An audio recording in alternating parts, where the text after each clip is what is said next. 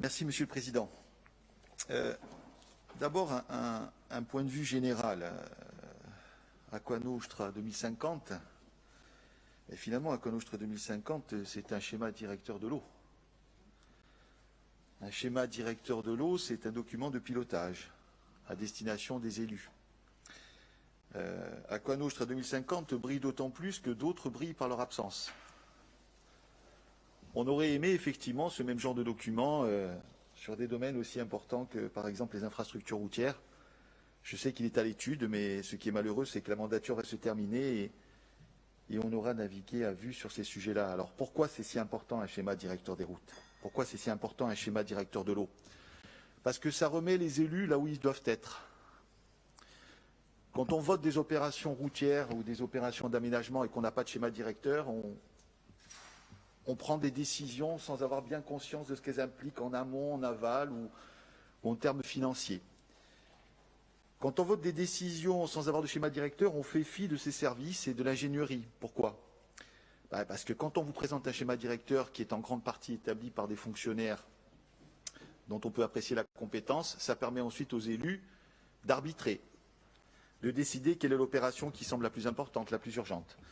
Donc je ne vais pas trop m'étendre là-dessus, tout le monde connaît mon point de vue, mais je voudrais saluer l'existence déjà tout simplement de ce document, pour commencer, en disant que c'est bien d'avoir des schémas directeurs, des schémas d'aménagement, pour que les élus puissent débattre. Alors, à Aquanostra 2050,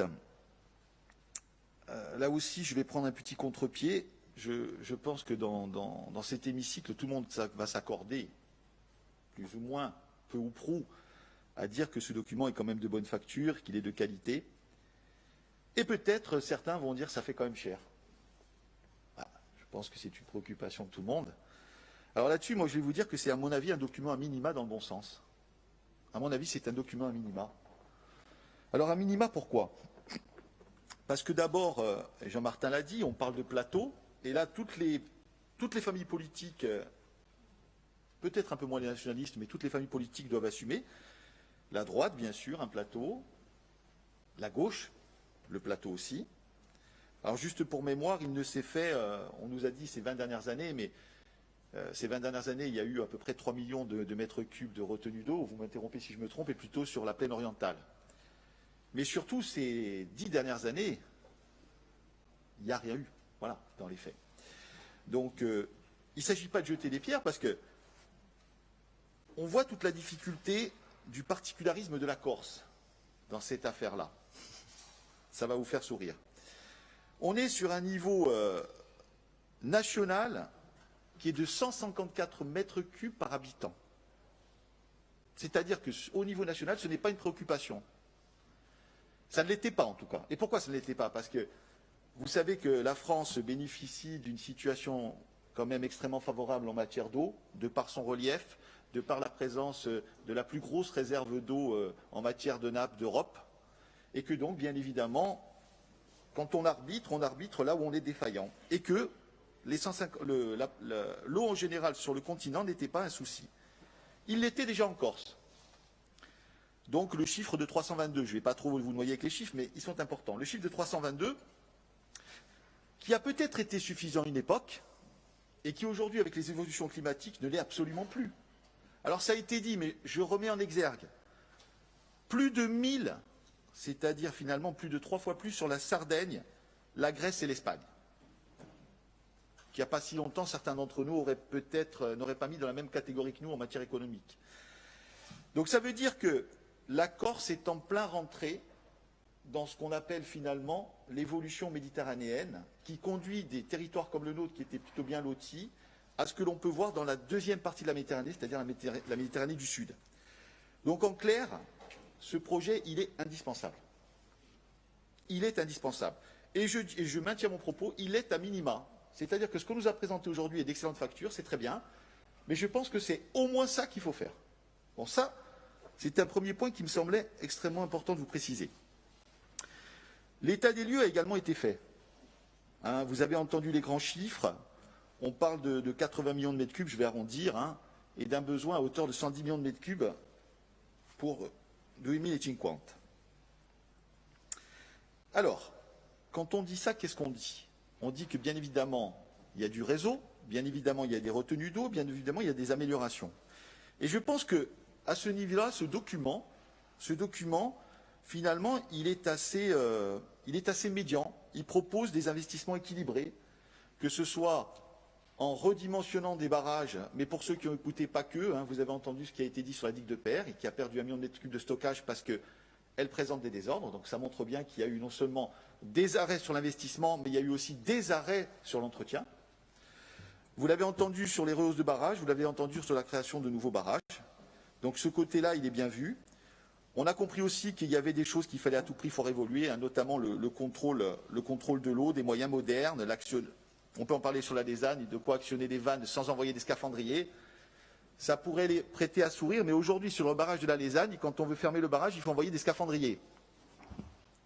Je pense que quand on est dans un monde moderne, on peut imaginer qu'on puisse actionner à distance des vannes. Mais voilà où on en est aujourd'hui. Donc ce constat, il n'est pas alarmant, celui qui a été présenté par Xavier Lucian, il correspond à une réalité. Les enjeux vous ont été aussi présentés sur des destinations. Alors là, je voudrais battre en brèche aussi quelques remarques. On pourrait penser que c'est à cause des touristes que finalement il va falloir faire des barrages. Mais pas du tout. Pas du tout. Vous avez vu que la simple influence humaine à destination de l'eau potable, c'est 8 millions de mètres cubes. Et je crois, si je ne me trompe pas, qu'on parle de 3 millions de mètres cubes pour les touristes. Donc quand on compare 3 millions de mètres cubes à un manque de plus de 50 millions de mètres cubes, on s'aperçoit que ce n'est pas parce qu'on aura moins de touristes qu'on pourra faire l'économie de ces investissements-là. Donc ça aussi, il faut le mettre en exergue. Ce n'est pas un choix entre le tourisme et les travaux. C'est quoi qu'il arrive, il faudra faire ces aménagements-là. Je poursuis en vous disant aussi que il faut aussi dans les feuilles de route des ambitions. Moi, l'ambition qui est de doubler la surface agricole, elle me va. Elle me va. Je pense qu'il y a beaucoup de gens ici qui parlent. Alors, il ne faut pas faire qu'en parler. Hein. C'est mieux aussi de donner des faits en face des paroles. Si on veut aller vers on n'aura pas d'indépendance alimentaire, puisqu'il y a des choses qu'on ne produira pas décemment, on le sait. Mais si on veut aller vers, en tout cas, une moindre dépendance, eh bien, il va falloir aussi augmenter les surfaces agricoles. Et avec le climat qui nous attend demain, ne pas augmenter les surfaces agricoles, ça revient, augmenter les surfaces agricoles, ça revient à augmenter l'eau. J'insisterai aussi, Jean-Martin l'a évoqué, sur des arbitrages sur les différents modes d'agriculture. Alors bien sûr qu'il y aura des arbitrages à faire, par exemple sur les céréales. Aujourd'hui, on sait que le ratio céréales est extrêmement consommateur d'eau, enfin pas toutes, mais il y a des enjeux. Mais il y a des arbitrages qui vont se faire tout seuls. Les vignes n'étaient pas irriguées 20 ans en arrière.